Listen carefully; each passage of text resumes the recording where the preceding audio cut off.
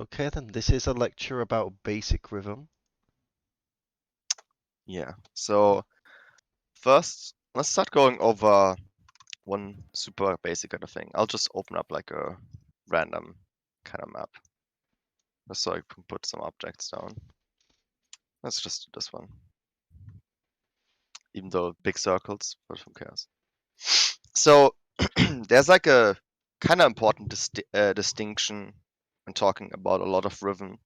And it can also be kind of useful to know that for modding, although if you're modding something by a beginner, maybe don't bring up those terms, just explain what they mean. So the distinction I'm referring to is the one between active and passive rhythm. Basic idea is that there's a difference between uh, object parts which are clickable, like slider heads and circles. You have to click on those. And then parts like the slider body, the slider end, or spinner ends, etc. Those are passive as opposed to active. Or like the elements that you have to click, those are active, and then the ones where you don't have to click, but where there's still a hit sound playing, you would call those passive.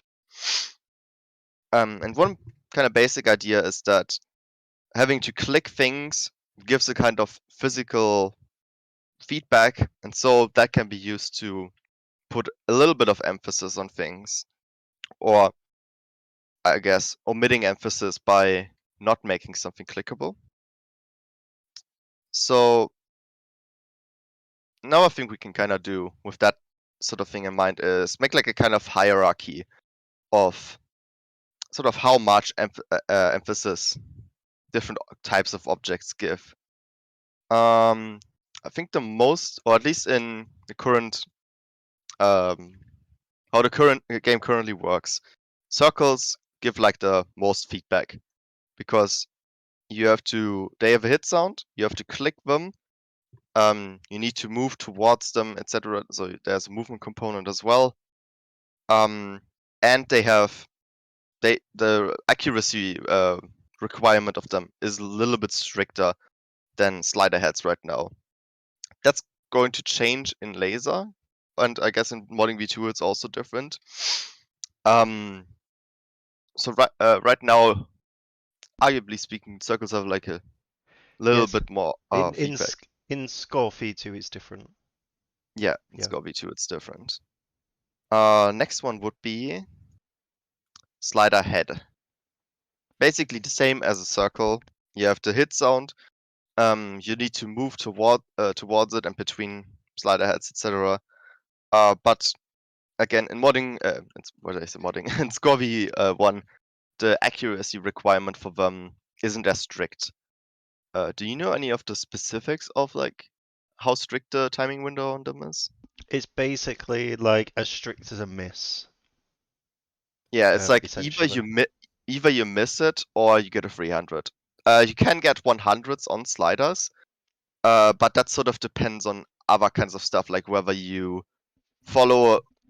you're following the slider body, you're inside the slider follow circle when there's a slider tick, etc.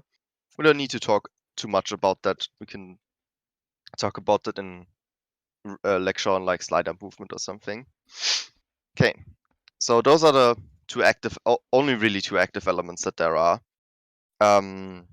Next one would be slider end or a reverse. Basically, you have to move towards a slider end, at least in a few cases. Same with a reverse, but you don't have to click them.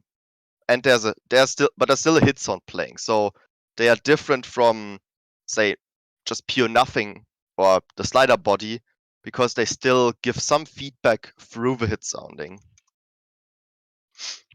Now, some of you might have noticed that what I said, those are the only types of active rhythms that there are. What about a spinner? Uh, Quick question, anyone? Do you have to click the beginning of a spinner? Does anyone know? Do you have to click it to get a perfect score.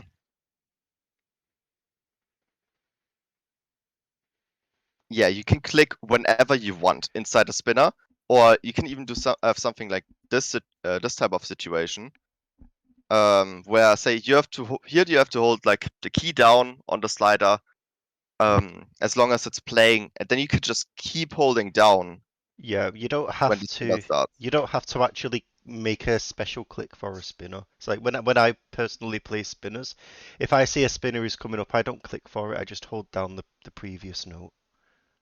Yeah, that's why you might sometimes see that people are like doing this kind of thing where they put literally a circle right before a spinner, and then like 1/16 afterwards or something, they put the actual spinner start, so as to like actually force clicking sound on them. Now, interesting kind of thing about spinners in that way is that they serve like, or they can serve kind of this interesting rhythmic function where if you have a sound that's like a really long reversing sound where there's no distinct attack, but there's like, you can hear that the sound is increasing in volume. Spinners are kind of good for that kind of stuff because you sort of can start clicking whatever you want, but you have to still spin. And then the other interesting thing about spinners here is that the spinner end, that one actually has a hit sound. So in a weird way, spinners are the only object where like the head has less emphasis than the end, because the end has a hit sound.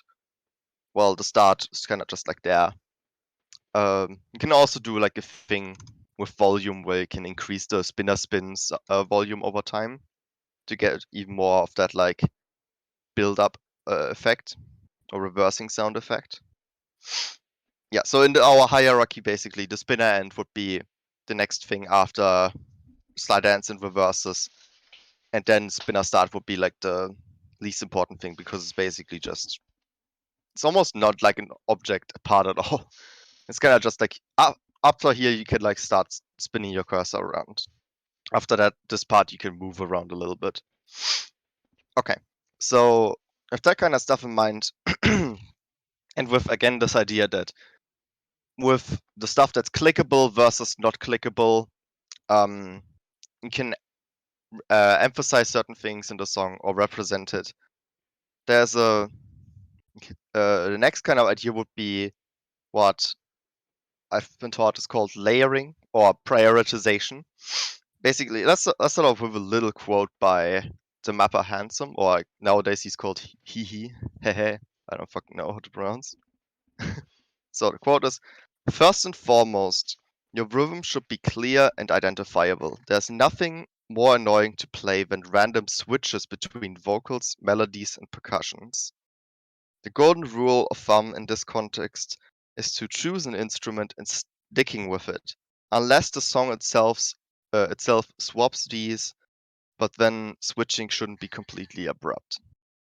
Basically, the idea here is that um,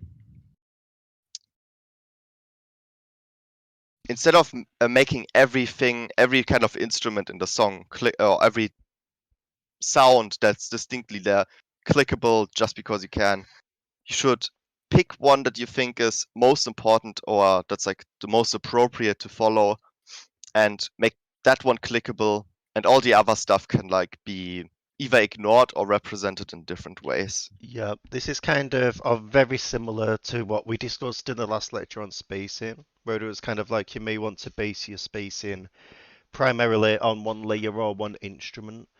And the way you'll do that is by like maybe focusing most of your space and emphasis on one layer. And the same applies here. You'd want to focus pretty much all of the active rhythms, so slider heads and circles, on one layer. But that doesn't necessarily mean that you can only follow one layer.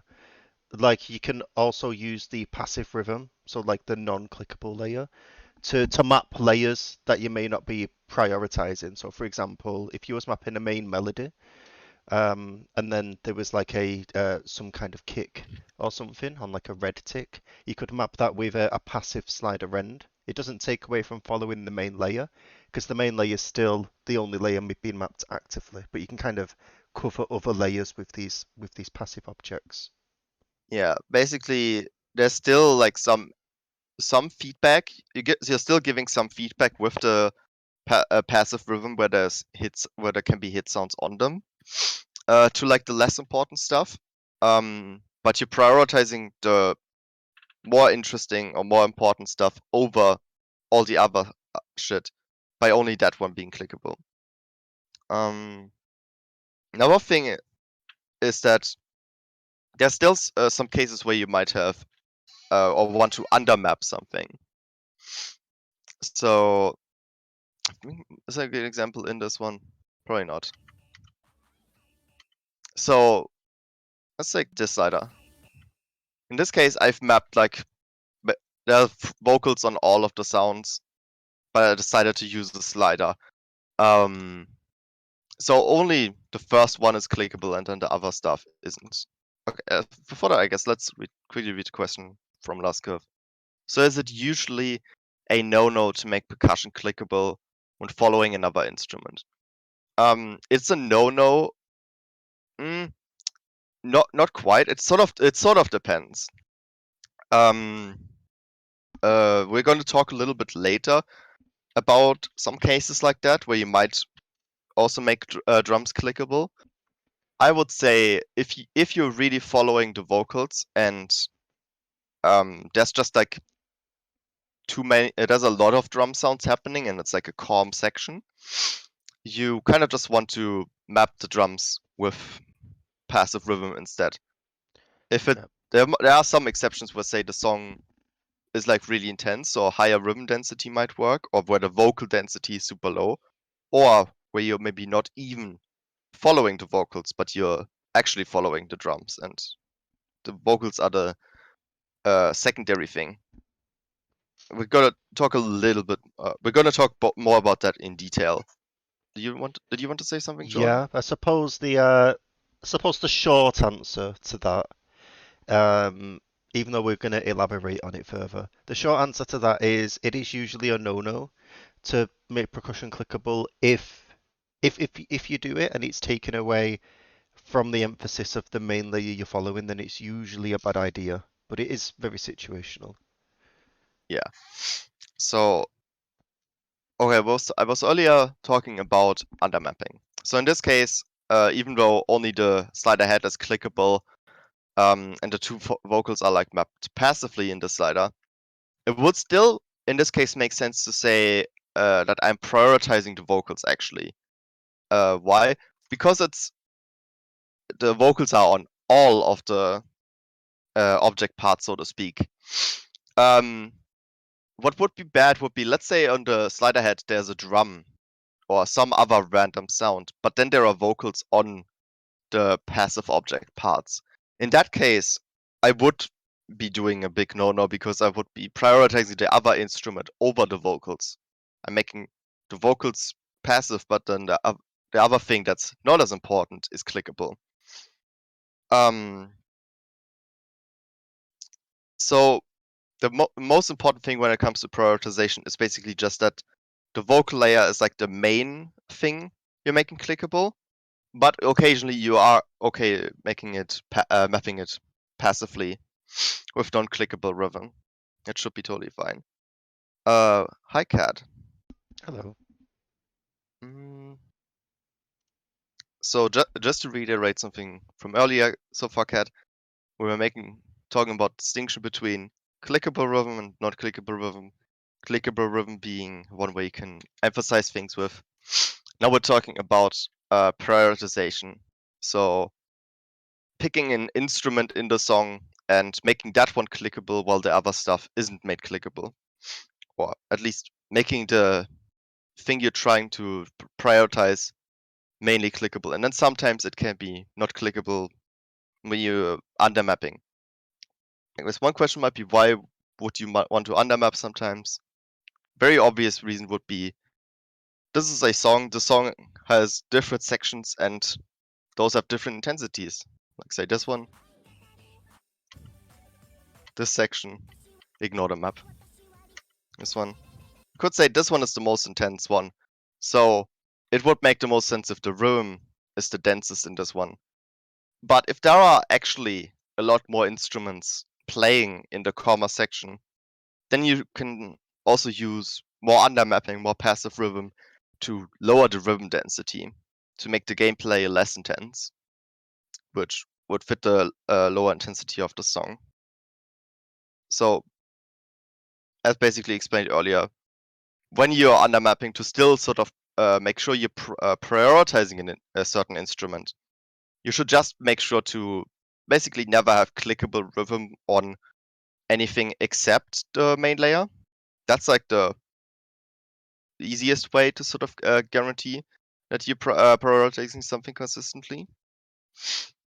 Yeah. Oh, one thing or one question that might come up is, well, I guess that kind of has come up is why shouldn't we make just everything clickable, or basically why are we supposed to prioritize stuff as opposed to mapping all the instruments? Don't we want to represent the song as much as possible? A kind of issue with that one is that let's say we have a song where certain instruments are play but there's a certain instrument that's like just 1-2 spam on everything.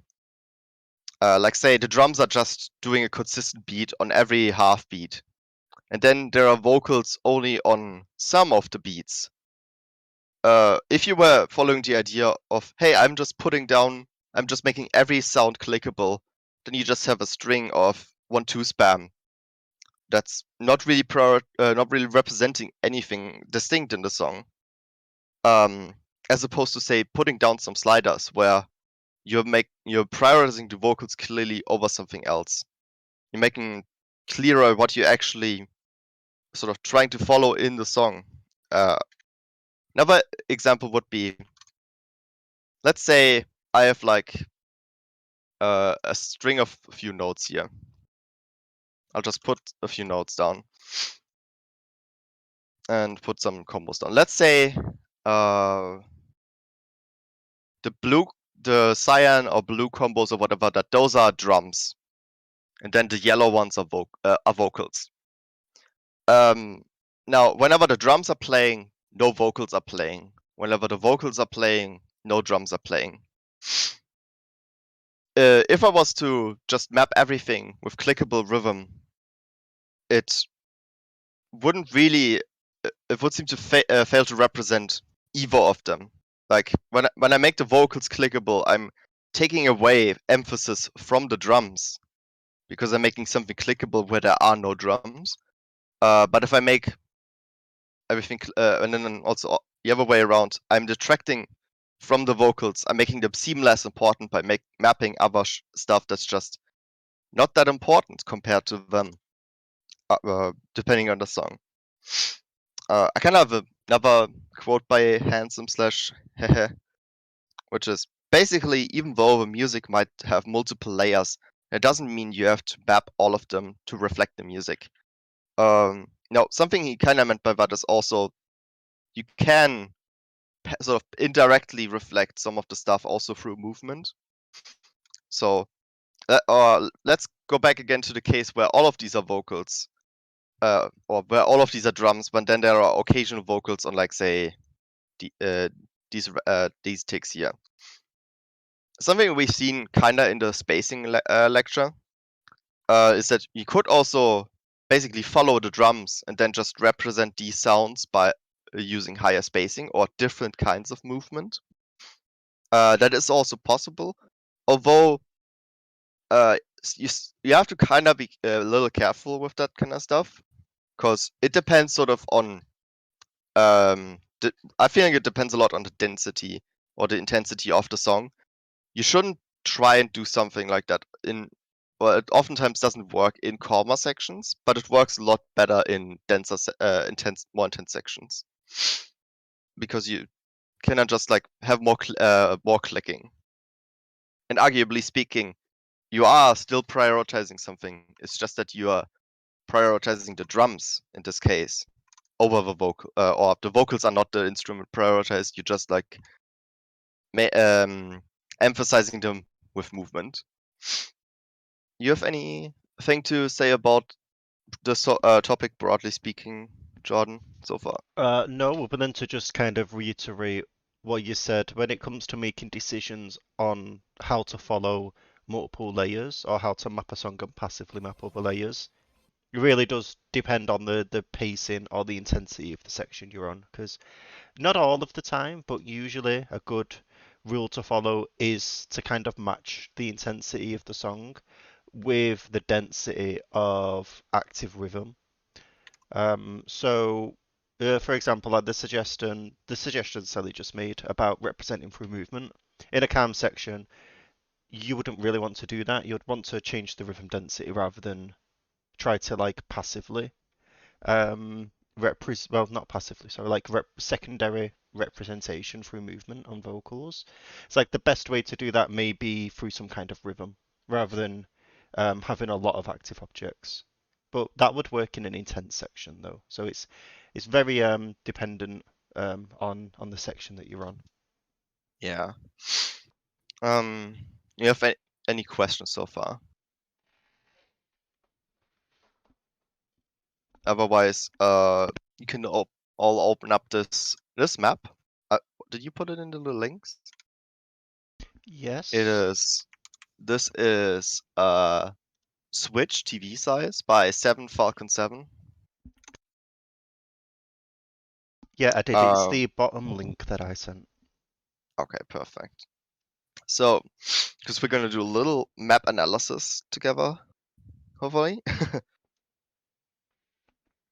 So, um, this is a map by like someone who I've mentored in the past, although not for very long. Um, Basically, what I would like to all of you to do is look at the map, look at the rooms, and tell me first of all what layers are or what instruments are in the song. That's kind of it. I mean, I can also just like quickly play it, but maybe would be good if you could open it up for yourself.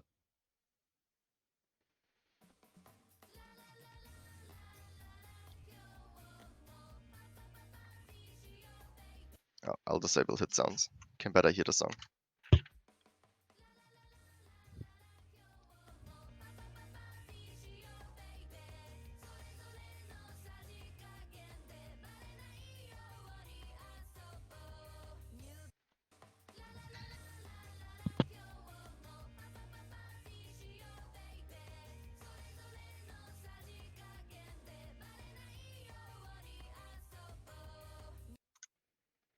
So, can someone tell me any instruments? So, just what instruments are there? That's all.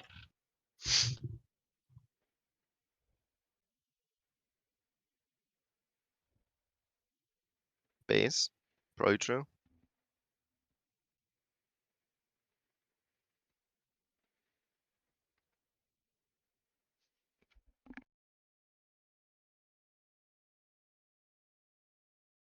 Hmm. Oh, it wasn't about what things they land on so far. It was just what instruments are there in the song. So I mean, you guys kind of indirectly saying vocals. So vocals and bass, those are definitely two instruments in the song. Any other instruments?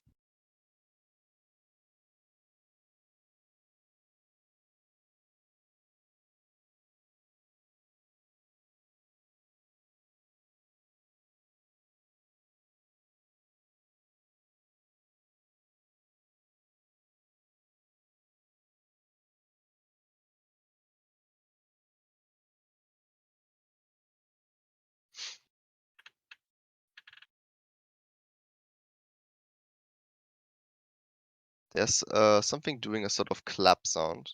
I don't know what it's called. You mean like the snare? Like the one on say this tick here? Or this circle? That would be snare drum. I don't know if there's a actual clap in the song. I think it's probably not. I can't hear it. But snare definitely.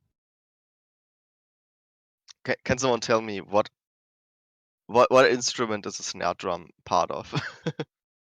You guys know. I mean, I guess a snare drum could be an individual instrument, but how is it called the instrument at this timestamp? Let's see.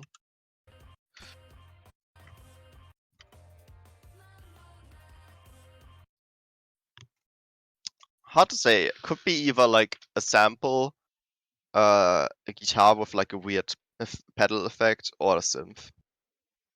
I'm kind of guessing it's a sample. Um, Maybe just from what we've described before, I mean, the terms instrument and layer are kind of interchangeable. mhm, So even though they might be, it would be possible for there to be like multiple different types of sounds within one layer. yeah. So Uh, the snare, there are other sounds in the same layer as the snare, should we say? yeah. Or another thing could be, for example, you can have two singers, but it's both are still sort of the vocal line. Like there are songs where there's say male vocals and female vocals, like going back and forth. Um, but those are still both part of the vocal layer, so to speak. Kind of similar thing can go for background melodies. There can probably be like 5 or 6 different instruments playing the same melody at once, and then they just blend together, sort of. Or you could have like a electronic song with 1,000 different types of wub sounds with different timbres and everything, but they're all still part of the same layer. Yeah. The thing I asked earlier with the snare was the drums, just the drums overall. Usually in songs like these, like J-rock or J-pop songs, the drums are like would comprise basically the kick drums, so whatever's probably on this tick.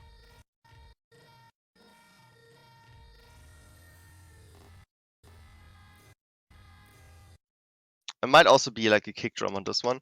Um, Kick drum could also be what some of you might think of as bass.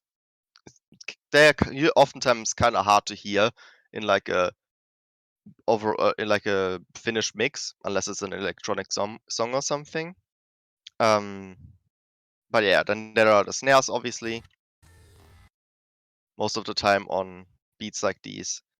Here there are toms or tom-toms. Yeah. Uh, on this sound, obviously, there's a crash, finish, whatever you would specifically call it.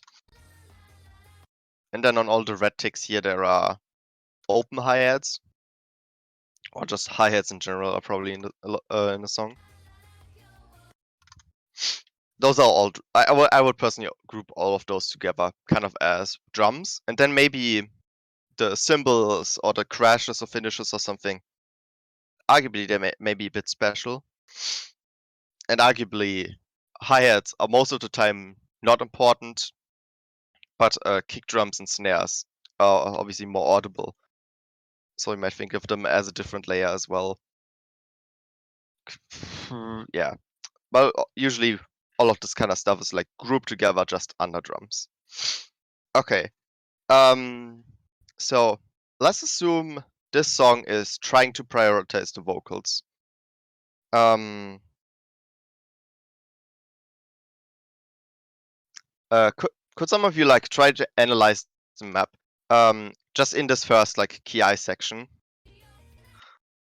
is a song following or prioritizing the vocals well? Where are like some cases where vocals aren't prioritized, or where other instruments are prioritized over the vocals? Just go through and give some examples if you could.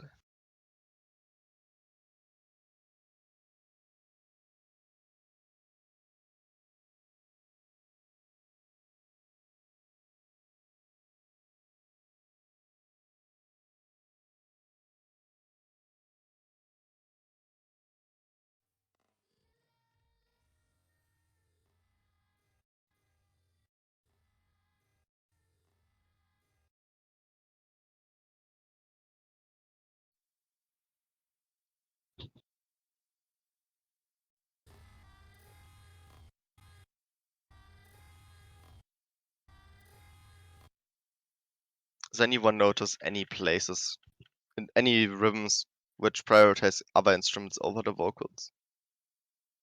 So again, when And it comes to prioritizing a rhythm, we usually focus in on the active rhythm, so slide heads and circles.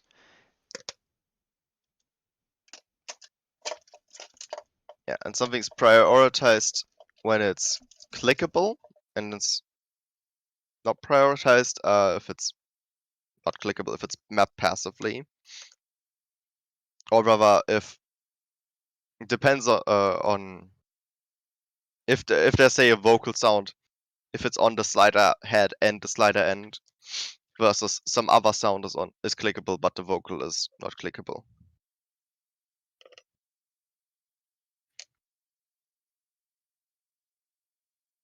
Do you have a timestamp? Timestamps would be good. Remember, when you're in the editor, you can just press Control C, uh, and then Control V, and you get a timestamp like this one. Obviously, you can also select objects.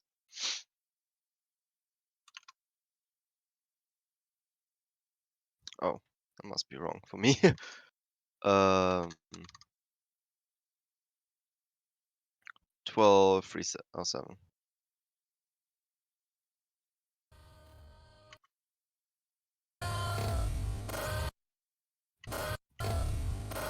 Oh yeah, that's a good example, kind of. Although, arguably speaking, since there's a vocal on the head and the tail or the end, there isn't really another layer prioritized over the vocals.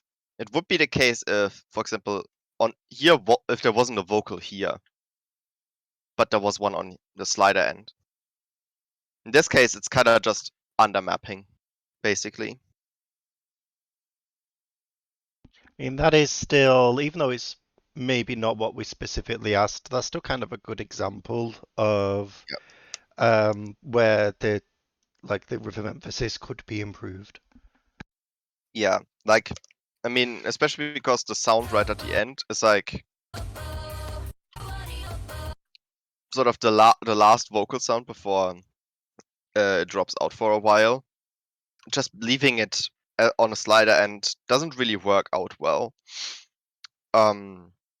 It's just too important to leave unclickable. Also, I guess in this section, because it's like the actual KI, undermapping seems kind of unnecessary. You can sort of do undermapping. Undermapping, um, if you can do it on just individual objects, not because you want to reduce rhythm density or anything. It's sort of like up for interpretation. But in this case, it doesn't fit super well. So, does anyone have any other examples of where another instrument could be prioritized over the vocals? Again, that would be something like the vocals aren't clickable, they are mapped passively, but then the slider head has a different sound on it. Or another example would be if a sound is clickable, that's not the vocals, and then right before the vocals are mapped passively.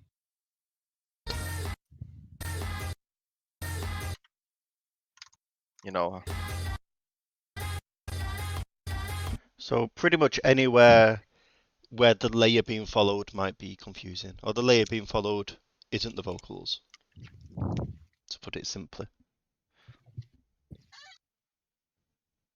8. How are you making these timestamps, Laskov?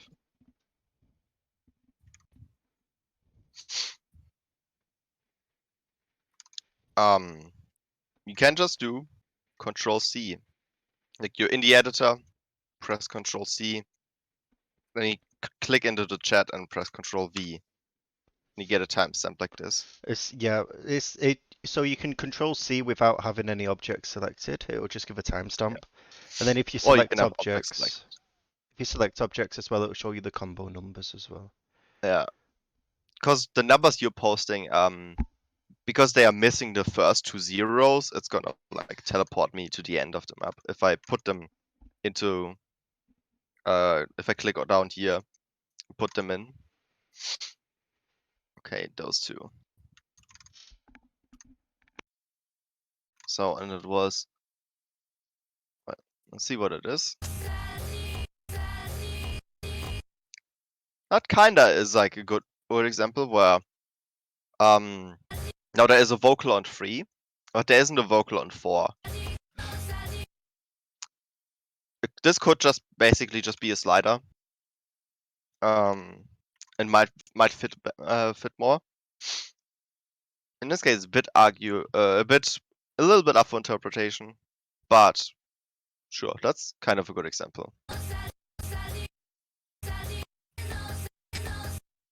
What about this slider? Does anyone notice anything about this slider? Does this slider prioritize the vocals?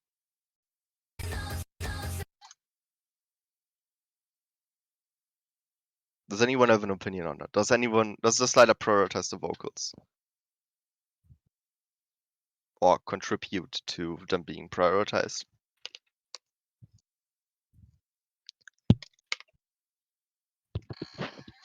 Yeah, that's not prioritizing the vocals, because you have very clearly on the slider head there's like an open hi-hat and like a piano or something. Anything that's just not a vocal, but then there's a vocal on the slider end. Should have started at the timestamp. Probably. Or it could be made clickable with just circles or something.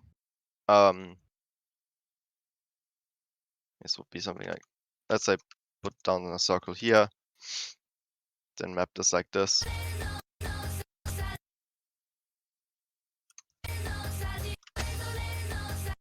Oh, that would be wrong. So this will probably be rhythm that's better prioritizing the vocals, because the vocal on this tick here, where there's now a slider end, is actually clickable. Again, this slider overall was like, okay, it's just undermapping.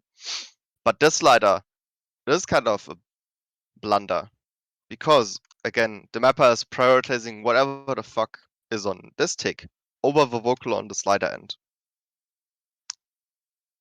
Any other examples? There are a lot more kind of things like that.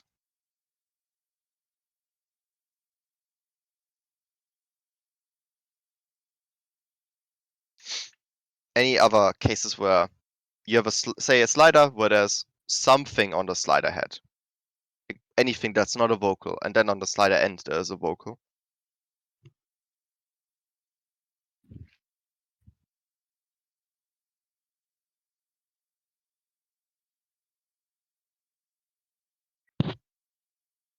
Cat, do you have any idea?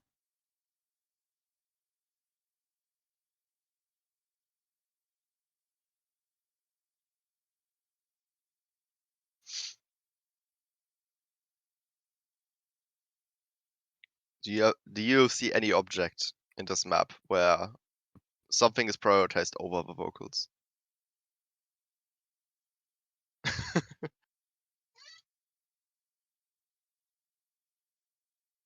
Now that you have your water, you can open up this map. If you already have it open, switch TV size by Falcon 7. It's linked in this chat. It's like the lowest link in the thing Jordan has. And then just look through for objects which are prioritizing something over the vocals. Let's first look at nature's example. Yep, that's a pretty blatant example. There's like a kick here and then a vocal on the slider end. Although I was just like asking about just the key I, like this section here can ignore maybe, but it's still correct example. Yeah.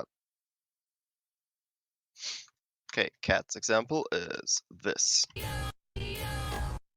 Yeah, that's also a pretty good example. Now, in this case, although you could consider this, where there's vocals on both parts of the slider, as just undermapping, putting this object that's clickable right after this slider end with a vocal on it It's sort of implying this sound here is not very special, but this must be so much more interesting than this one. Now, if you would instead do something like this, that would represent or prioritize the vocals way better because you're making both clickable, and then whatever the fuck is on this tick is mapped with a slider end. Should be a circle.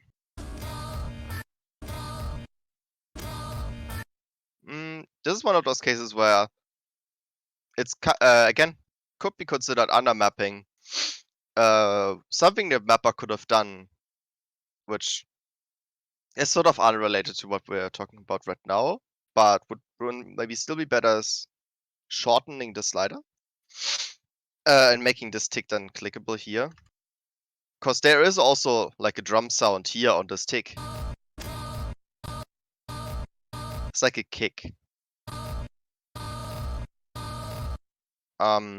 That could be mapped passively with a slider end, as opposed to just like leaving it unmapped with a slider body, and then they can just make the next vocal clickable. Yep. Even though there's like nothing strictly wrong with undermapping, vocals and slider ends when there's been a vocal on the slider head, it is one of those things where it's really down to debate if that's a good idea to do on a key eye section, just because it is decreasing the rhythm density.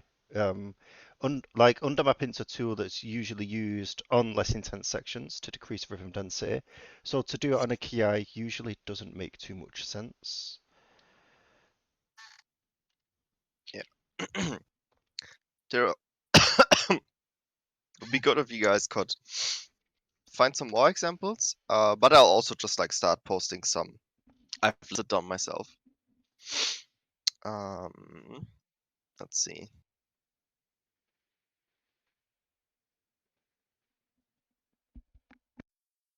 Another interesting, I guess, example would be this. There's no vocals here so far, so basically anything that's kind of covering the sounds is good enough. Rhythm at the start is pretty weird. Yeah. Maybe specifically these two objects. And then the, I guess, the entire measures almost. But like, there's a vocal here, but then there isn't one on here, but it's clickable. Same here. There's a vocal on this red tick, but it's mapped with a slider end, but then this is clickable, which is not a vocal. Oh, you mean, you might have meant the actual, like, start here. Yeah, okay. It's just drums doing drum things. So earlier I was asking, um, assuming the mapper is trying to prioritize the vocals, what would be cases where they're like not doing it correctly? Here, because there are no vocals, there's like nothing they can really do wrong besides mapping a sound sounds incorrectly, like under mapping the stream with jumps. No, I guess they're vocals, but they could have mapped it with like 0.4 sliders or something. Didn't have hit sounds. I think hit sounds are actually like it would be better if you not have hit sounds on, if you're analyzing just like the rhythm of the song. Because we're just trying to listen to what is the song doing, right? What were the vocals and drums in the song, and what are the objects, how are the objects mapped to those? The hit sounds are kind of like irrelevant to that. Looked weird. Hit didn't have hit sounds, so it looked weird. Can you see hit sounds? I'm sorry. Yeah, let me just like talk a bit about some examples I've noted down. Oh yeah, I already talked about this one. Basically, although that one could be considered undermapping, having a vocal map passively here and then right afterwards you make something clickable where there is no vocal on it.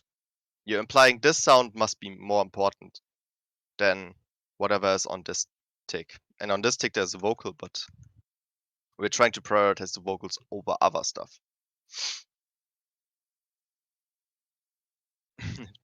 with hit sounds, I think there was a sound everywhere. I mean, I guess when just analyzing the rhythm, hit sounding can kind of mask like issues like this, where let's say that the mapper is actually like hinting they're actually misrepresenting the song or something, or prioritizing a layer they shouldn't be, but because they're hit sounds, you might not hear it as well. Not necessarily saying you should turn off hit sounding when say modding or something. It's not super necessary. But yeah, can kind of mask issues sometimes. Okay, another example was this one. Basically the same thing as the first measure, where we have again this sound. There's no vocal on this. This is clickable, but then this vocal here isn't clickable. Or these two objects are implying this sound must be more important than the vocal here. Which, again, assuming the mapper is trying to follow vocals, that wouldn't be good. And this one. Yeah, I think someone mentioned that one already earlier, where it's vocal on the head. No, there's no vocal on the head, but then there's a vocal on the slider head, pretty clearly implying whatever is on the slider head must be more important than a vocal. But it isn't. Something that's kind of useful to know when analyzing maps like this is depending on, like, of course, the experience of the mapper. Like Falcon is not an entirely new mapper. There's always going to be a kind of structure to rhythm of maps of this quality. So a lot of the times these kinds of issues do repeat when the rhythms get repeated. Or like, I mean, the rhythms also just like look, basically. They have the appearance of looking like they accurately follow what's going on. Because there's always filler rhythm, it like looks relatively consistent, is interesting to play probably. But there are these issues with like stuff being prioritized that shouldn't be. Um, Someone who's maybe even less experienced, the rhythm would look even more wrong, even though both this map and that one of a super beginner might commit the same mistakes. Yeah, but even though this rhythm looks very structured, just because something is structured and consistent doesn't mean it's good. Yeah. Okay. So far we talked about this assuming they are following vocals. Something that can sometimes be the case is that the mapper is actually not trying to follow vocals. They're trying to follow some other instrument. That can be the case, although a test you should then do if you say a modder, you're modding a map and you see all these objects that are prioritizing other shit than vocals, is, well, is this map at least prioritizing another instrument consistently? So let's say instead it's about the drums. Then there's some stuff like, obviously mentioned this earlier, where the vocals are only being made clickable, but then a lot of drums are ignored. Another one would be this timestamp here, where there is like say a drum sound here, but that one is being ignored. Next one be this. There's a drum sound on this white tick. There's a big snare on this white tick. So rhythms like these clearly seem to imply that the mapper really cares about the vocals, that they want to emphasize them in some way, or prioritize them even. So it can't be that they are prioritizing the drums either. They're just like doing both. They're prioritizing neither, or they're prioritizing both of them badly, in a way, or not well enough, so to speak. Probably be some further examples like. No, actually, that's not an example. This one. Oh yeah, here it's very clearly the vocal being prioritized over the drum on this tick. That's another indication that it can't be following the drums. And as we established earlier, it's also not following the vocals particularly well. Okay, so regardless of like how all the stuff works, I hope some of you at least kind of understand what it means to prioritize a layer now somehow. Where you don't want to have cases like where the next you're making something clickable when the thing you're trying to prioritize previously was mapped with a slider end, or if just straightforwardly in the slider, the thing you're trying to prioritize is on the slider end and not on the head. If you want to prioritize vocals or some instrument, it should be either above the slider head and end, so just under mapping, or it should only be on the slider head or only be mapped with a circle. And try to avoid mapping other sounds, making other sounds clickable as much as possible. That's the best way to prioritize something. Whenever you're making something clickable that's not the main layer you're trying to prioritize, you're making your room a lot more confusing to interpret, or a lot less clear, I guess you could say. So I hope everyone sort of understood that concept. Are there any questions so far about that, about prioritization, about how to prioritize?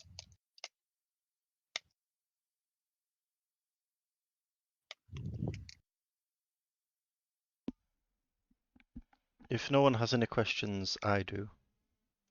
What's your question? My question is, how do you decide which layer should have priority then? Oh, good that you asked. That's the exactly the next topic.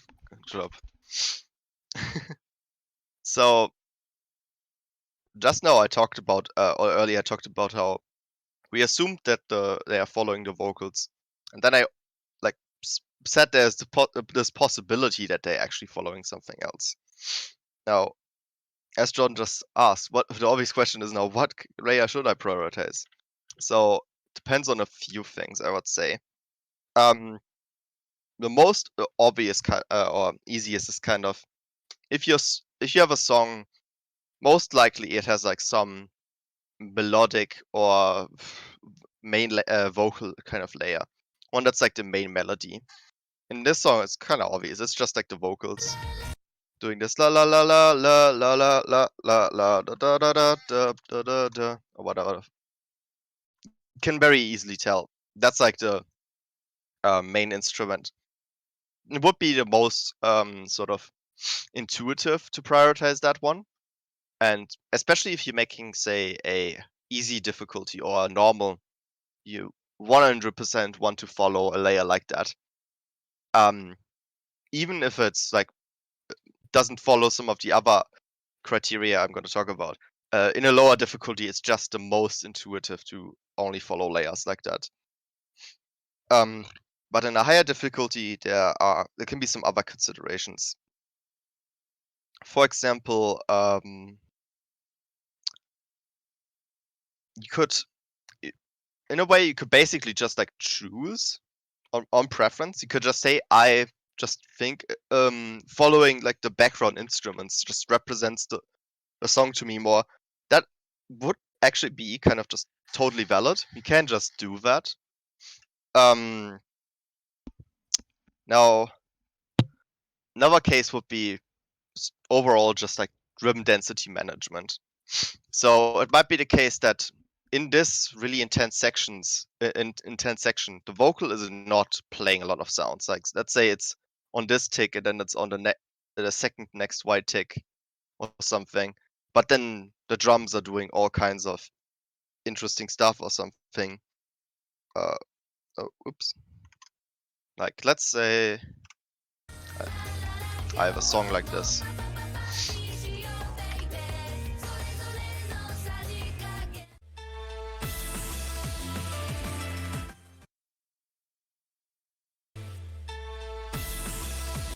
Obviously, there's main melody and it's really obvious to hear what it is, but it's only like playing on this note.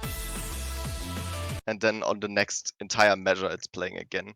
So, but because the song because it's an intense part of the song, just doing something like this.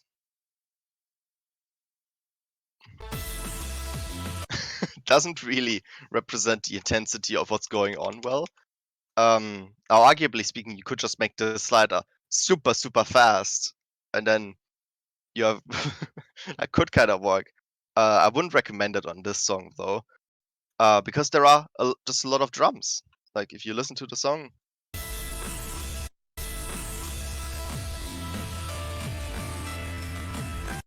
I think there's even like a hi-hat layer in the background that's just like one four swam.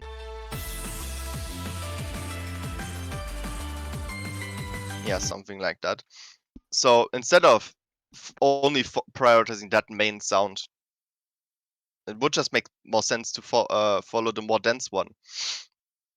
In this case, it also happens to be the case that like, well, it will basically happen in almost all songs, where whenever there are drums, they usually do also land on the main melodic sounds. This is especially the case for, say, genres of electronic music like dubstep or something. Like, let's say we take the drums of this song.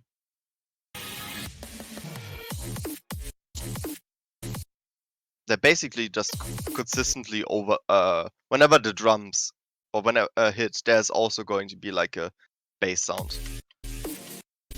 Like this bass sound doesn't start on this red tick or something when there's no drum.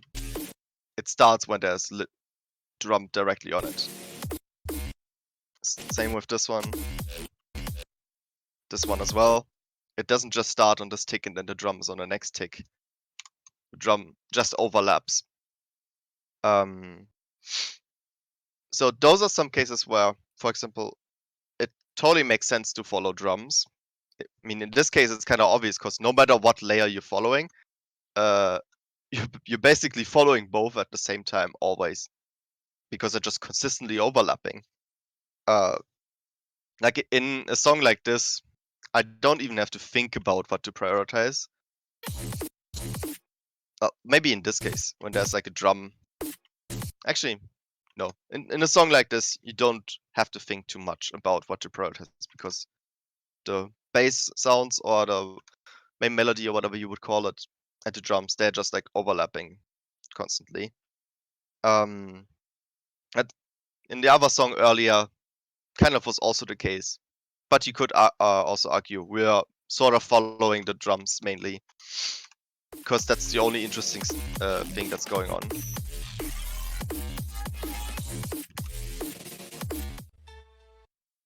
Like again, you could say you're choosing to follow the drum layer mainly here because it fits the intensity of the section more. It makes for more dense rhythm choice.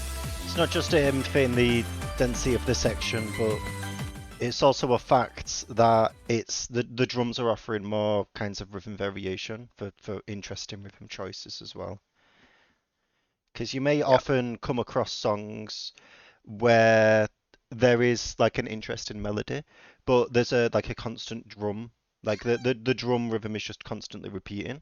In those cases, you wouldn't really want to follow the drums because you'd end up like with a really repetitive rhythm throughout the whole map with not much variation. So it's deciding what layer to follow can be that decision can be made based off either the density, making the density match the intensity of the section, but also you can make the decision based on like how much variation the layer actually offers.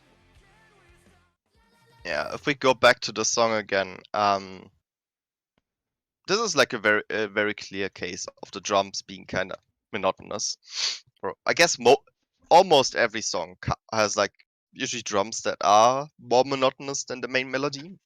It's pretty rare that you find a song where the drums are actually like on the same level of rhythmic variation. In this case, it's basically just like I think it's just kick snare, kick snare, kick snare, and then there's all the hi-hats on the red ticks. It could be that instead the kick drum is doing something like boom ka, boom boom ka or something. Like this is just a repeating drum pattern. Another interesting example might be drum and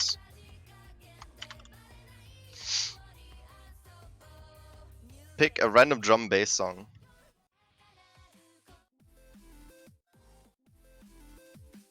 Or semi-random.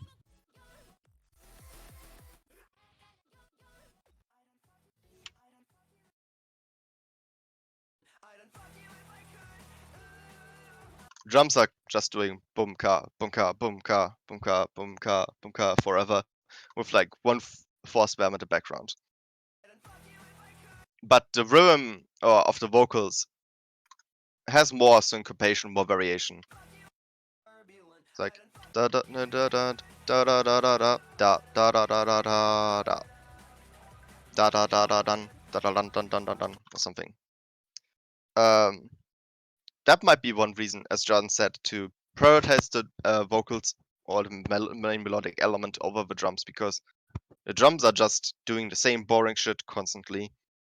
So you can basically follow them indirectly with passive rhythm and just make the rhythm choice naturally more interesting by following the other instrument. That's also a reason why basically most maps prioritize the melodic layer over the drums. Most songs, the drums are just kind of boring. Yeah, I mean exceptions to stuff like that, where you are sort of following the drums over the main melodic element. Where, say, that example from the Camilla song earlier, where the drums and the main melodic elements are just constantly overlapping, or that Lost Love song where there isn't a lot of notes of the melody playing, but a lot of drums playing. Another interesting case would be a song like from, say, an artist like these. In this song, if you just listen to it for a little bit, the like main melodic element and the drums are both doing some really complex stuff.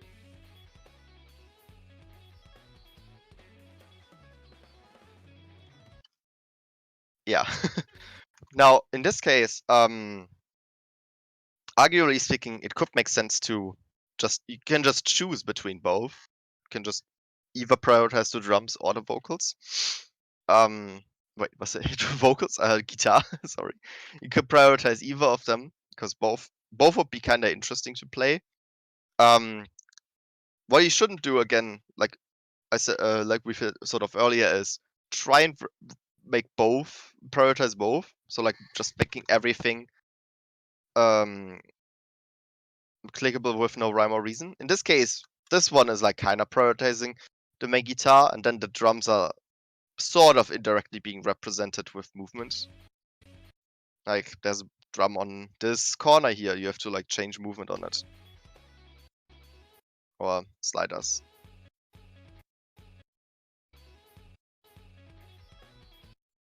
Or stacks, etc. Stuff like that. Yeah. In this kind of song, you can kind of just choose whatever you want out of both. One other thing that's worth saying as well is, let's say, the complete opposite, where you do have a repetitive song. It's not always. It is possible to make interesting rhythms out of, say, like repetitive drum patterns. It's just like a lot more difficult. So it's sometimes just worth picking the more interesting layer. Yeah. It's also kind of the case that when you like, let's say you have a drum bass song and you are like, I want to sort of follow the drums and like just do a few variations of them. It's sort of going to seem to a lot of people like, well, your variation should at least like follow the main melody, because otherwise what you're doing seems just like you doing random shit. Like if you are basically trying to follow the drums and you make a bunch of variations following them, and then you happen to have main melodic sounds landing on slider ends. If someone then says that you're not following the main melody more, if you reply with, "Well, I'm following the drums," haha, it seems like just a cop out. So it can work, but it's kind of weird. It Yeah, it's will very most likely seem like a cop out. it's very hard to make it work well. It's if you like a lot of drum and bass style maps like strata jazz, like that level of map, those level of like drum and bass mappers um do kind of focus on the drums, do lots of like variation on the drums. So they're mapping the same drum rhythms but with different emphasis in like a kind of structured way. But it's, as I say, it's sometimes, unless you're specifically trying to map in that style, just try to pick and follow the more interesting rhythmic layer. Yeah, like Yeah, this. I mean, even in this example, you still have like mostly emphasis or there's like kind of priority on the vocals. On the Synth, melody. the melody. Like he could have chosen to not make this a slider, but it being a slider seems to represent like the melody landing on here well. Same with these two.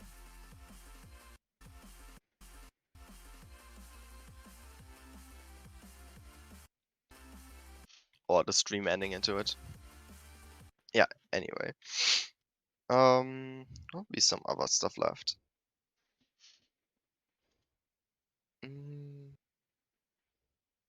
Yeah, as kind of mentioned earlier, I'm going to use that phrase. Okay. Like mentioned earlier, when talking about some stuff, for example, in that one song where both the drums were and the guitar were like kind of complex, when you're trying to pick one layer, it is always like still possible to represent the entirety of the music through other means besides just the rhythm. So with movement or stacking or reading concepts or something or visual concepts. It's just that having really clear rhythm, see ya, where you're only prioritizing one thing over all other things. It makes your map a lot clearer to understand. Um, well, even if you don't want your map to be clearly understandable or something like that, it still seems to represent the song really, really well. Okay, I want to talk a little bit about something that's like kind of, well, I guess let's start with a broad topic of what if you should you like consistently map one layer through the entire song? The straight forward answer is kind of you don't need to. It's not necessary. You can change priority from one instrument to another, but there are and more or less intuitive ways of doing it. So most obvious would be, of course, just when this change in the song is happening. Let me go back to that one. Wonder if that's a good example. Yeah. Yeah, I mean, kinda. It's like you could say this section is like sort of indirectly mapping this like piano, and then there's this one big melody. I would say it's like primarily prioritizing the piano. Now, obviously, in this section where there's a lot more drums, could say the priority changes from the piano to the drums, just because it's now more intense. There's more density with the drums, or just it's a new element being introduced into the song. So it can fit to switch to that new element. Another example obviously would be in this section, the piano is just not there anymore. It's just gone. So you can't prioritize it anymore. Oh, You're Sally, I going. think your mic is dying. Oof. Can you still hear me?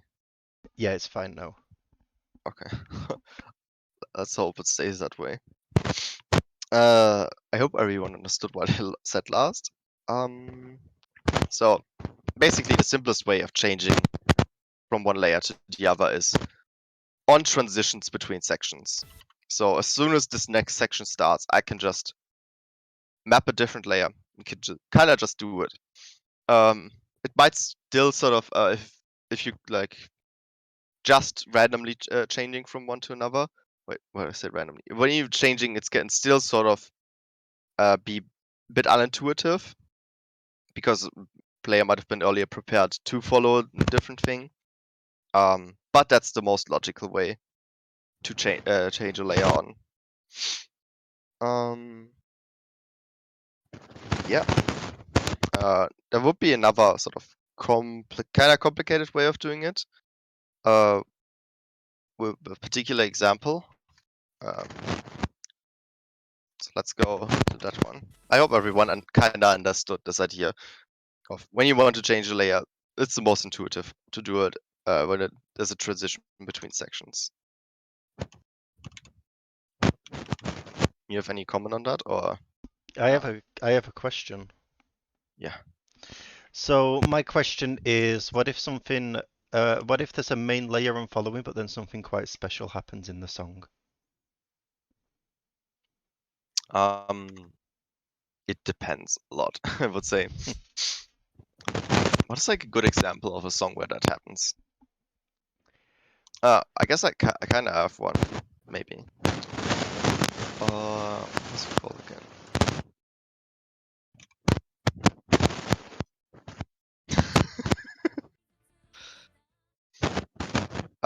One example I can kind of think of is maybe not exactly what you mean, but would be something like this song.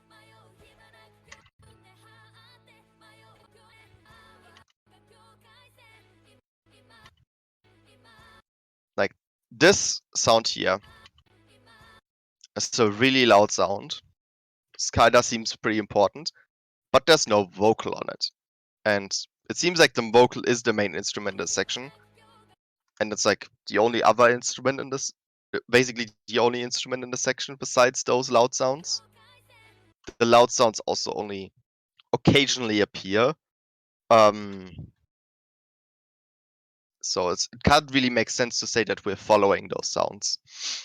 Arguably speaking, most mappers would choose to say this is a really loud and important sound. I can't just like leave it unmapped. I have to map it very quickly with a.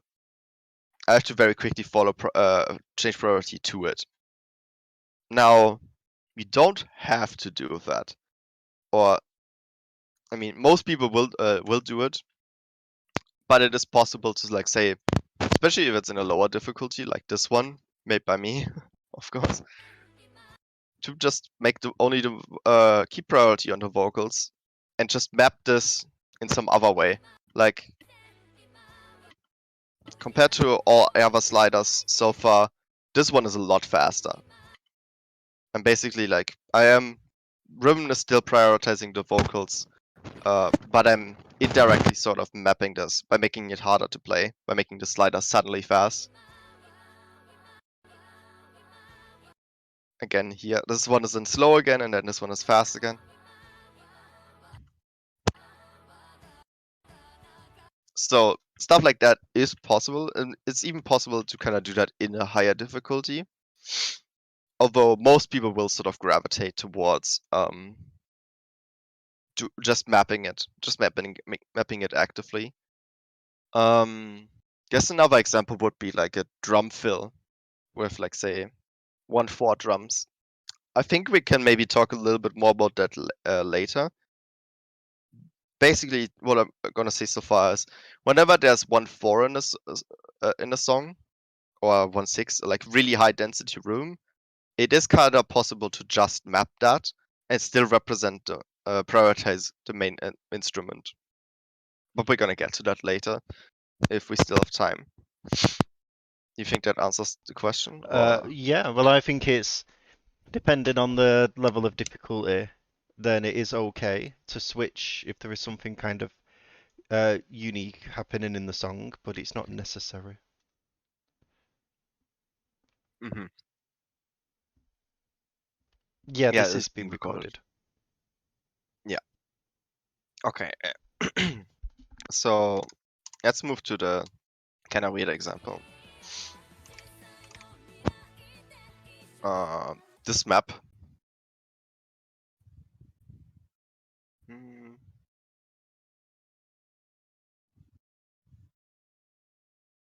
Okay. Laskev, I think you're the only person left, right?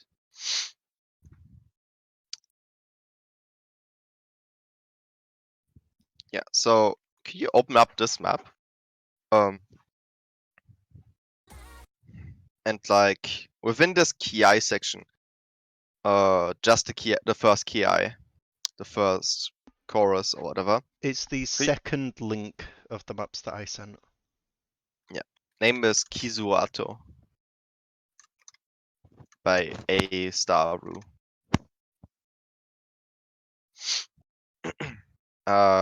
Just want you to look at the first ki and like try and tell me what layer the mapper is trying to prioritize or prioritizing.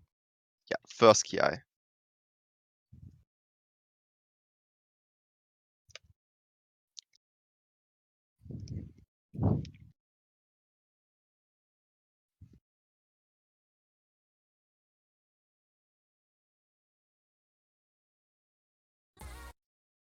guess I'll play it once for the recording.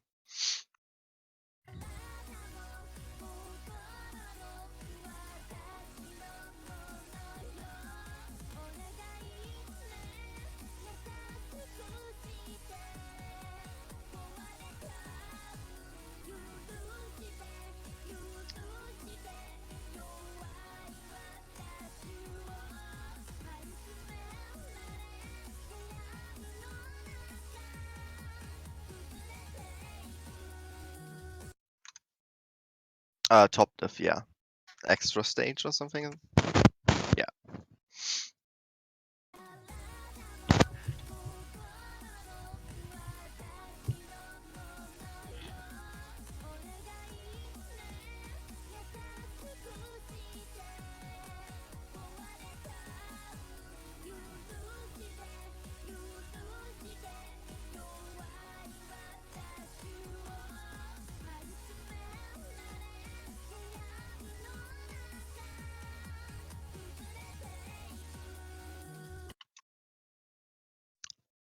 It says the percussion. Can you give like examples as to, where percussion is prioritized over vocals? Or not over vocals. Well, any examples maybe to show it? Sometimes it coincides with vocals. True. So, can you give an example of why you answered with percussion and not vocal? Yeah. Thanks, John.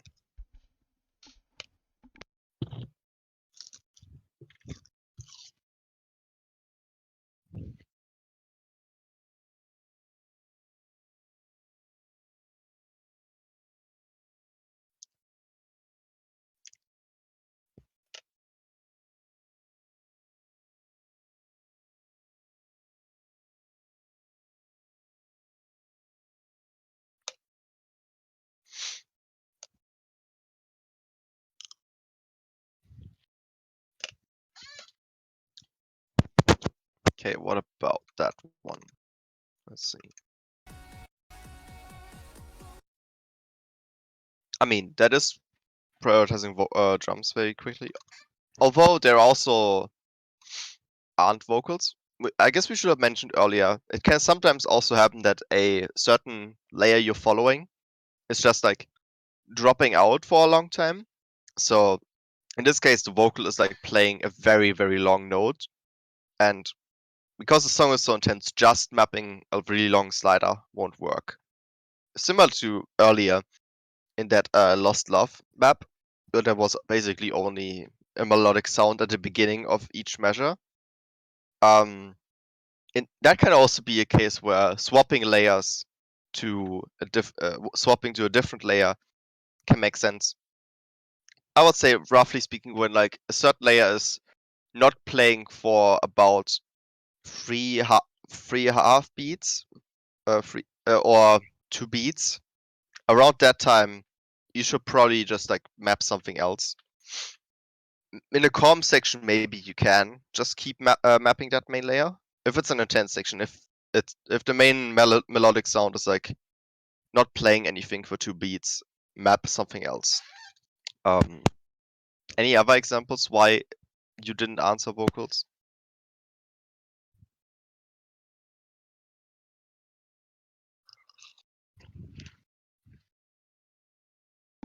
So just I suppose a hint would be you could probably find an example of where the vocals were mapped passively. Yeah, I think there's at least one. Yeah, I think I saw one. Yeah, not to say that it's not following the vocals, but there's an example like that.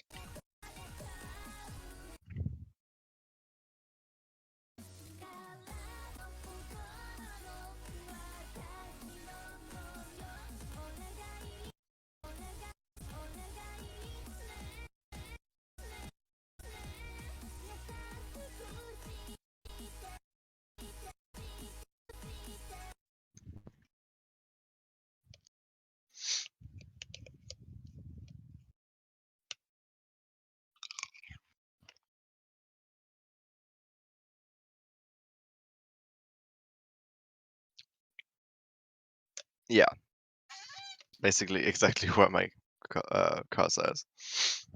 Now, was sort of might be a bit mean, but this was sort of a trick question. Because this song is doing something kind of weird, or this map is doing something kind of weird, where this first half, or this first quarter of the ki, is following vocals. Then the second quarter is following the drums, or it's changed priority to the drums, and then it goes back to the vocals. And this transition is like not happening instantaneously. It's happening very gradually. Makes sense. Yeah. So we analyze this first bit. That's basically most clearly following the vocals. Like there's this even this extended slider for the held vocal or finish or something.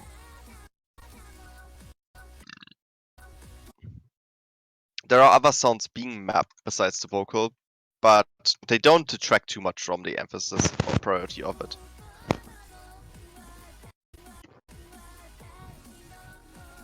This one is probably the most obvious, why it's following the vocals. Yeah, there's still percussion on the vocals, kinda. I mean, in this song, they are often like overlapping a lot. It is kind of hard to tell. Now once we get like here to this combo, where there's also like this drum kind of special thing happening with the drums, it's like drum fill.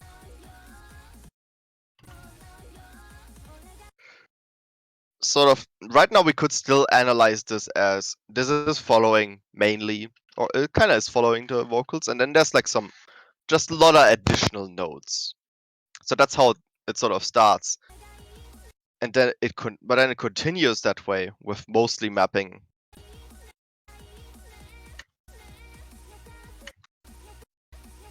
Mostly mapping the drums, except for this note here, where the vocal is still being mapped when there's no drum on it, but it's mapped as a stack as opposed to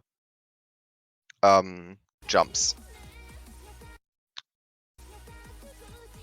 And then once we get to here, there's actively like a snare being prioritized over the vocal on this end. And then again we have this like fill here with a lot of drums doing shit. But then all these vocals are mapped actively again here. And then we get here a slider again. And we're sort of circling back into the section where the vocals are primarily being prioritized. So again, what this map is kind of sort of doing is, because most of those sounds overlap so much, the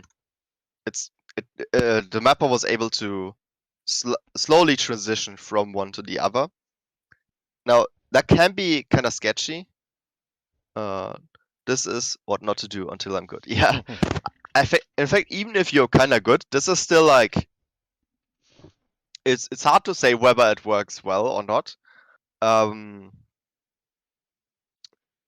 yeah, it's because it's still not super clear. In this song, it kind of works because it's also like a D&B song, so the rhythms are like kind of boring if you only follow one or prioritize one specific layer.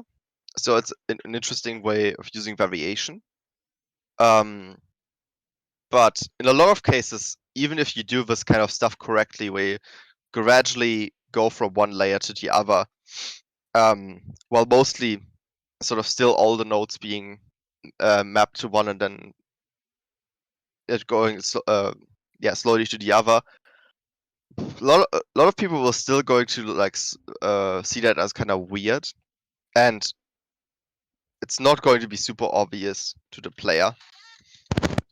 So maybe to explain a little bit more about how it kind of works. So the mapper of this himself, which was my mentor, Half Slashed, one quote by him, or way he explained it was, "The best way to switch between instrumental layers seamlessly is by doing it at a place where both instrumental layers peak in intensity." Another way of explaining this would be, in this case, where there is this like drum fill, so like right before the second quarter of the ki, arguably speaking, there's this like really intense moment for the drums happening, a really interesting moment. So mapping more of them kind of just it seems to make seems kind of sensible. It makes a lot of sense, even if it's not prioritizing the vocals super hard. I mean, it's still not it will if even if you map all of this actively, it will still sort of seem like the vocals are the most important, interesting, most important element so far. And then afterwards, after this really intense moment, you can the mapper can kind of just keep going with prioritizing the drums, because this sort of matches what was going on earlier, and then they're just continuing to do that, even if it now contradicts what the vocals are doing, until there's this other moment where they peak in intensity.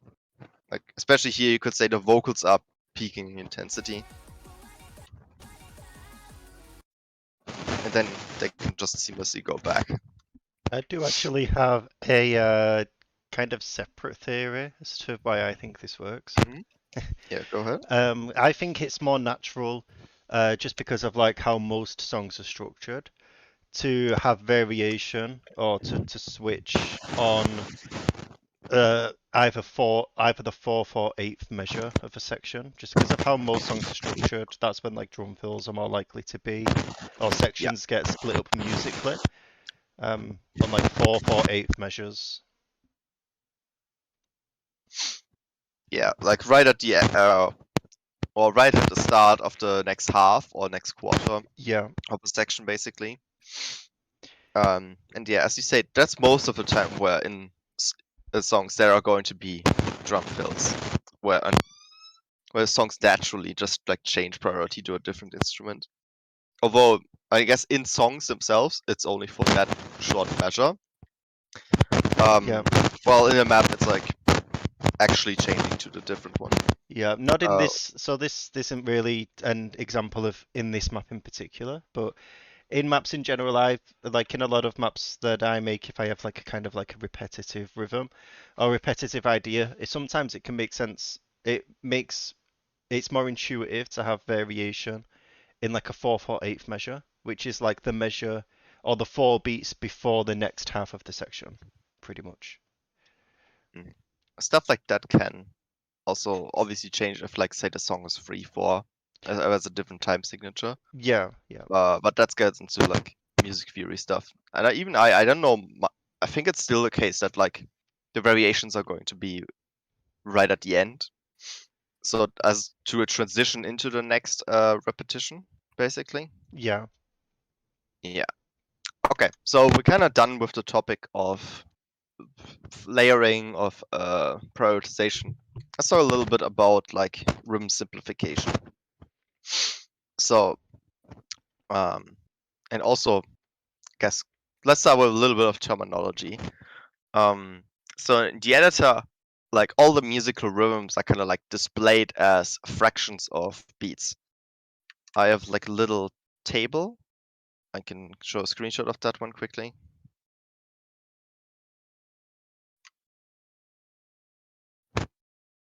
Give me a second.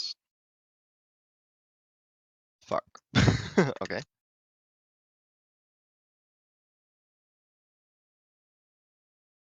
So I'll post that in the VC chat.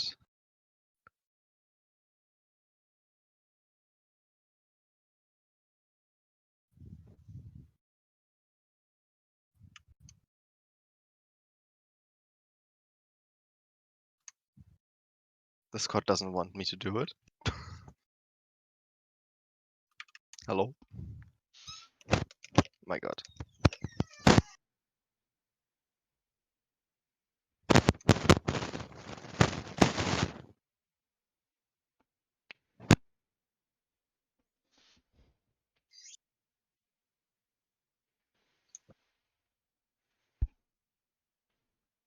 Okay, let me try that again.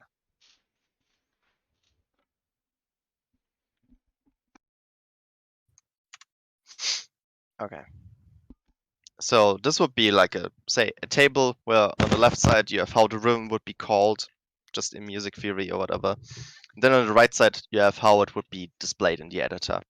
So first one would be a beat, 2 beats, and then n is like, and with n you can insert any kind of natural number, or any number, I guess, actually. Could be pi number of beats, which wouldn't make sense, but hey, possible. And Isn't obviously there half a beat there's a rhythms. ranked map that has like a time signature like pi over 4 or something? I know there's a song like that. Or pi over e. That's a funny one. But yeah, so basically this is just like wherever you would if you're say modding something of some a little bit more experienced mapper, or someone with intermediate level of experience, instead of all the time saying these sliders that are 1 beat apart, that are 1 beat long, that blah blah blah blah, you can instead use these just like shorthands. You can just use the fractions to describe things. I can maybe right now on this map, for example, give a few more examples how you would say call certain objects. Or maybe last curve can like do it. Last curve. How would you call this the rhythm of the slider? Any idea? Those answer as well. Maybe you zoom in on the timeline a little bit.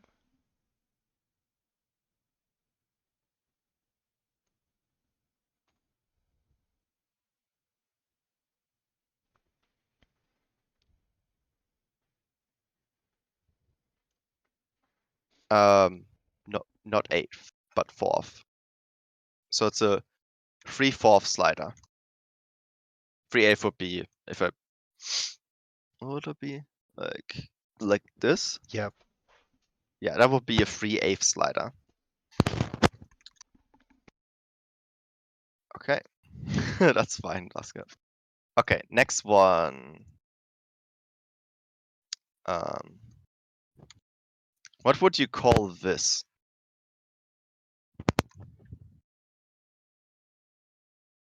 1/3. True.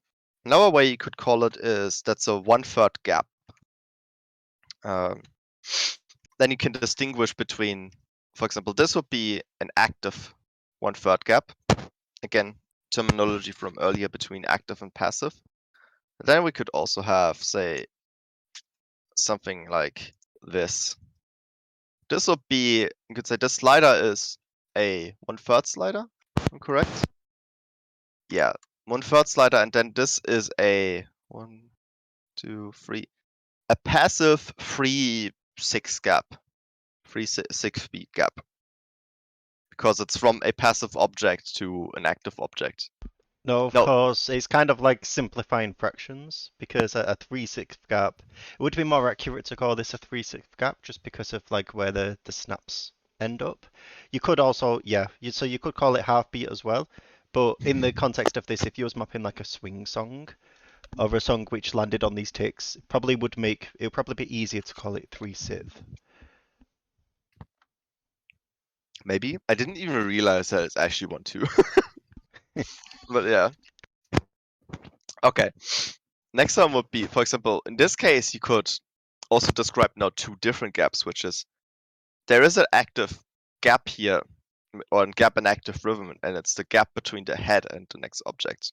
Now this would be, well, I guess rather here, an active full beat gap or active beat gap, but then the passive gap is 1, 2, 3, 4, or 6, or wait, that would be 2/3. Yep. Yeah. Yeah. So those would be basically all relevant terms so far. So whenever you're modding, you might find that kind of stuff useful. Can also be useful to just distinguish between, or the most useful thing is probably such and such slider, full beat slider, half beat slider versus full beat gap, half beat gap. Be able to distinguish between the length of sliders and the space between gaps of objects. That can be really useful when modding. Okay. So first thing I'm going to talk about is the idea of, or like a music theory concept called metric stress. Basically, or like there's a video by Pishyfed about it that explains it pretty well. It's called 1324, and the idea of this concept is basically when you have a song that's say in a 4/4 time signature, the first and third beat are going to be more intuitive to play than the second and fourth. Or rather, if you would do like a hierarchy, the first beat of the first thing of any beat or measure or any musical unit split up into 4 things is the most intense one. The third is the second most, and then the second and fourth are kind of equal. Now, this is sort of just assuming that everything about the sounds themselves is like equalized.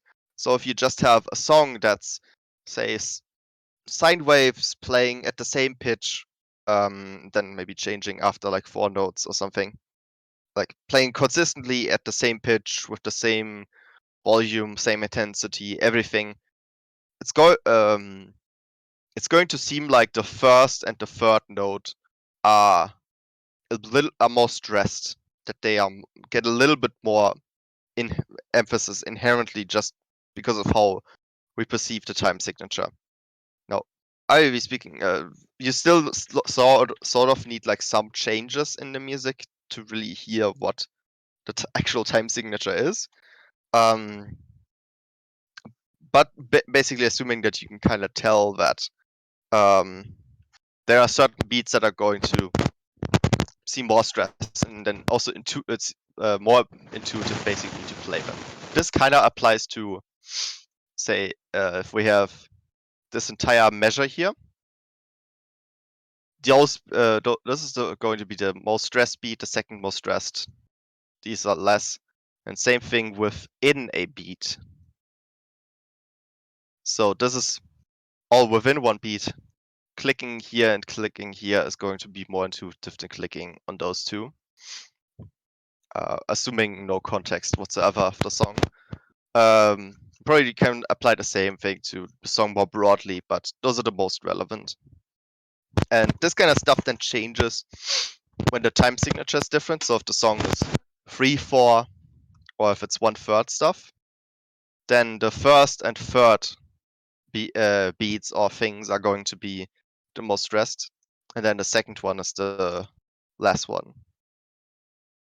Now, there are also some more complex time signatures that you might not encounter when you're mapping at all. But still, if you sort of want to think about this concept, for those, there's like a thing called a clave pattern, or It can be a clave pattern, for example, in 5/4, in a 5/4 time signature, you can sort of split it up into pairs of 2 and 3. So instead of, say, counting 1, 2, 3, 4, 5, it would be 1, 2, 1, 2, 3, 1, 2, 1, 2, 3, and then on the both of those ones would be the most intuitive. Maybe if I put one rhythm to 1, 5, 1/5 quintuplets. Either those two, it would be most intuitive to emphasize those, or those. Yeah, either of those. And then it's like, can be consistent throughout. You can just read more on that stuff on like Wikipedia, or there's an interesting video by Adam Neely about clave patterns. The most, or the question, why is this relevant at all? Basically, how is it written? It's clave with a V. CLAV. Okay, so when it comes to why is this kind of concept relevant, or does it apply to mapping? Basically, whenever you have like a section where, say, the intensity is kind of just like really consistent, if you want to decide what kind of rhythm to put down when there's nothing in the song really telling you what's more intense or less intense, the most intuitive thing is going to be rhythm which prioritizes either just the first beat of something, or the first thing of something, or the first and third. Actually, let me change that to like rhythm like this. So, for example, if there was no emphasis in the song at all on any particular notes, rhythm like this would be the most obvious. Rhythm like this, it would seem weird if you would use rhythm like this when the song is not emphasizing anything, because the red beats are, so to speak, the less naturally stressed ones. Yeah, or if things land on the red ticks, that would be more syncopated feeling. Maybe a good example song I could pull up would be, what is that band called again? The cellos. Cello, not with W. Like Apocalyptica, right? I think there's a section in this one.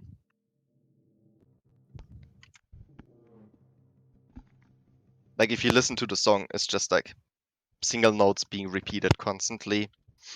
So Piscifat just chose to use rhythm like this. Arguably speaking, you could have also done this, but that's really boring. Or maybe this. Another song where kind of makes sense. Map of Mine. Wait, I just misspelled it. Again, intro section, nothing special is happening. So rhythm is just like emphasizing the more Yeah.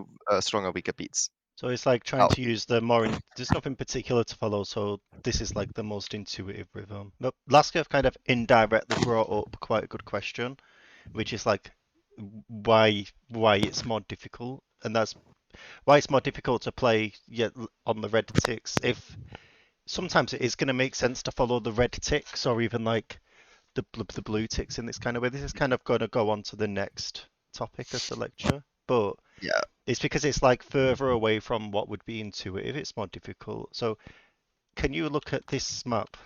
Um, there's like a kick slider pattern at the end. I just linked it in voice chat. Mm-hmm. And we can kind of probably explain why the kick slider pattern at the end of this map is difficult. Is it all blues? Yes. Oh, I downloaded it normally instead of doing direct Actually, it might be red ticks. I can't remember. at the end. I think it's at the end of the key eye.